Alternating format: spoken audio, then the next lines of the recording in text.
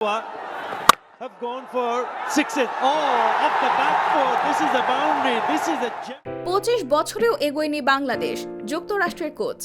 বাংলাদেশের বিপক্ষে প্রথমবার টি-20 সিরিজে মুখোমুখি হয়ে চমক দেখিয়েছে যুক্তরাষ্ট্র। 25 বছর আগে 1999 সালের বিশ্বকাপে পাকিস্তানকে হারিয়ে এমন চমক দেখিয়েছিল বাংলাদেশও। কিন্তু এরপর বাংলাদেশের অর্জনের খাতাটা কতটা ভারী হয়েছে? টাইগারদের সাবেক আর যুক্তরাষ্ট্রের বর্তমান কোচ স্টুয়ার্ট ল বলছেন, এ 25 বছরে বাংলাদেশ এগোয়নি। টাইগার ক্রিকেট পিছিয়ে থাকার পেছনে দায়টা দেখছেন বাংলাদেশ ক্রিকেট বোর্ডের। স্টুয়ার্ট ল যুক্তরাষ্ট্র ক্রিকেট দলের কোচ। তার অধীনে র্যাঙ্কিংয়ের 9 থাকা বাংলাদেশকে 2-1 ব্যবধানে সিরিজ হারিয়েছে 19তম যুক্তরাষ্ট্র। বর্তমানে মার্কিন দলের কোচ হলেও টাইগার ক্রিকেটে বেশ পরিচিত একটি নাম স্টুয়ার্ট ল। বছরের শুরুতেও অনূর্ধ্ব-19 বিশ্বকাপে বাংলাদেশের যুবাদের হেড কোচের দায়িত্ব পালন করেছেন এ ওজি। এরপর বিসিবি চুক্তি নবায়ন না করায় তিনি পাড়ি দেন যুক্তরাষ্ট্রে। এর আগে 2011-12 সালে স্বল্প সময়ের জন্য বাংলাদেশ জাতীয় দলেরও হেড কোচের দায়িত্ব পালন করেছিলেন স্টুয়ার্ট ল।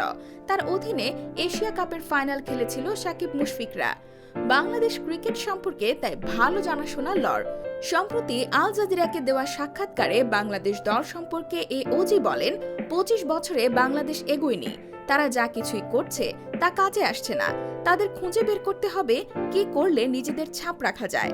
1999 সালের বিশ্বকাপে পাকিস্তানের মতো পরাশক্তিকে হারিয়ে বিশ্ব ক্রিকেটে নিজেদের আগমনী বার্তার জানান দিয়েছিল বাংলাদেশ। এরপর গত 2 যুগে বড় দলগুলোর বিপক্ষে কয়েকটি সিরিজ জিতলেও আইসিসি বা এসিসির কোনো টুর্নামেন্টের শিরোপা ঘরে তুলতে পারেনি লাল সবুজের প্রতিনিধিরা। টাইগার ক্রিকেট পিছিয়ে থাকার জন্য তিনি দায় দেখছেন বাংলাদেশ ক্রিকেট বোর্ডের।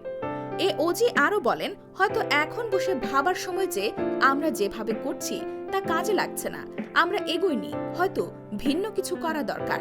এসব আলোচনা বর্তমান বোর্ড করে না, কিন্তু তাদের খেলাটির সব দিকেই চোখ রাখতে হবে।